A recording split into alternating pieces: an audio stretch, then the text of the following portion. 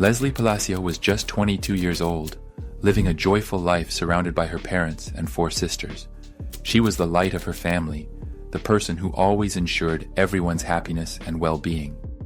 However, everything changed drastically on the night of August 28, 2020, in Las Vegas, a night that began with excitement but ended in tragedy. That evening, Lesly felt the urge to experience the bustling nightlife of Las Vegas, deciding to go out late, despite her mother's apprehensions.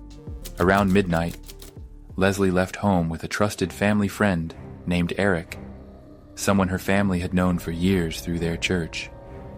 Eric was a friend, but to Lesly's older sister, Corelli, something felt off about him that night. Trusting Lesly's judgment, Corelli kept tabs on her sister through constant texts, as Lesly enjoyed her night out, visiting various local bars. At around 4:40 in the morning, Corelli received a strange and concerning text from Lesly that read, "I have something to tell you." Panicked and curious, Corelli quickly replied, but Lesly never responded. Instead, her messages stopped abruptly, and calls to her phone went straight to voicemail. Corelli convinced herself that Lesly's phone had probably died after a long night. However, the uneasiness became undeniable the next morning, when their mother asked Corelli if she knew where Lesly was. Realizing her sister had never returned home, Corelli frantically called Eric's house. Oddly, no one there would respond to ease her worries. Desperately, Corelli and her mother drove to Eric's home, only to discover a disturbing scene.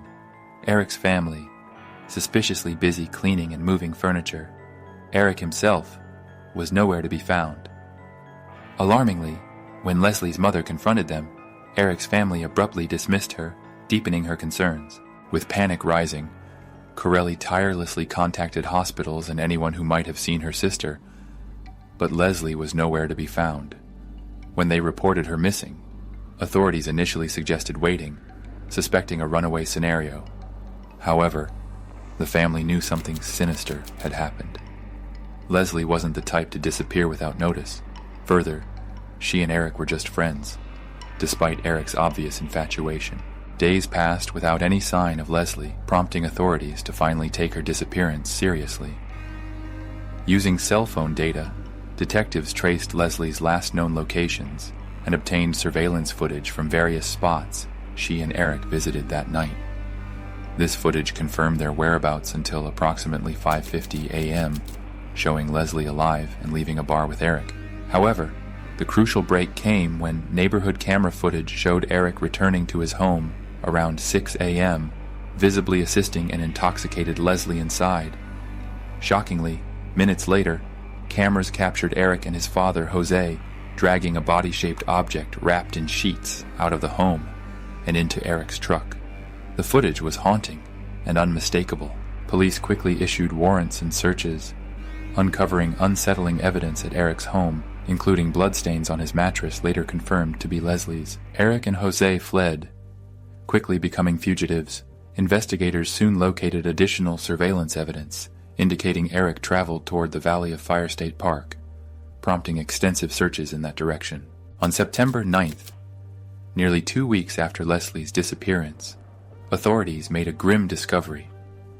Leslie's body, abandoned in the scorching desert, hidden beneath bushes. The harsh environment had severely degraded any forensic evidence. Her jeans were tossed nearby, and her underwear was disturbingly twisted, hinting at potential assault. The decomposition was so advanced, authorities tragically could not definitively determine her cause of death. Police received crucial information from Eric's friend, who confessed Eric had phoned him, panicked, urgently requesting gas, and cryptically mentioning he didn't want to be captured on security cameras buying it.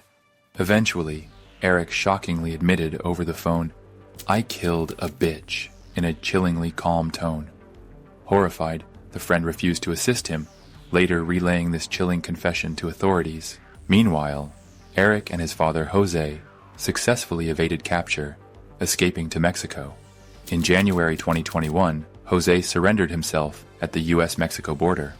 Under interrogation, Jose offered dubious explanations, claiming he was unaware of Lesly's death initially, suggesting she overdosed and denying direct involvement. Despite clear surveillance evidence, Jose portrayed himself as merely protecting his son and their family's reputation. Eric, however, remained hidden for years. In his absence, the family's agony compounded by the judicial outcomes.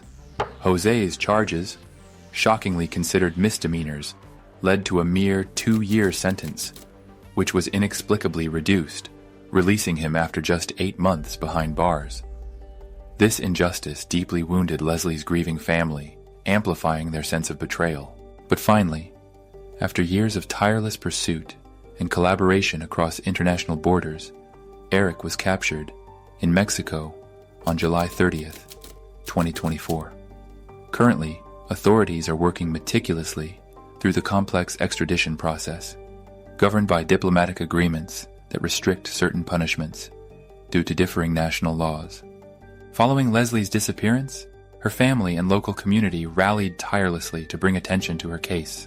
They organized vigils and gatherings, plastering missing posters everywhere possible.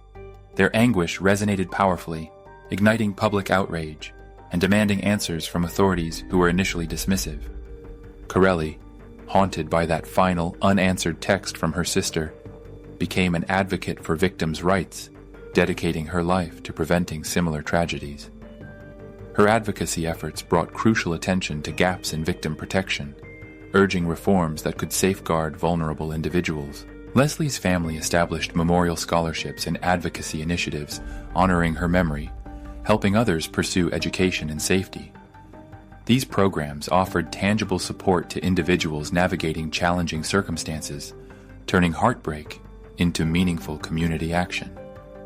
Lesly's family unwaveringly seeks answers, urging anyone possessing information to come forward courageously.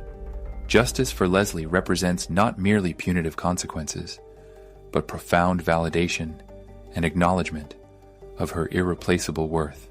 Only complete justice can begin healing deep wounds inflicted by senseless cruelty, allowing Lesly's family and community some measure of solace. In memory of Lesly Palacio, we collectively pledge vigilance, empathy, and relentless pursuit of truth, ensuring her legacy drives enduring systemic improvements, compassionate responses, and strengthened protections for all vulnerable individuals in our communities.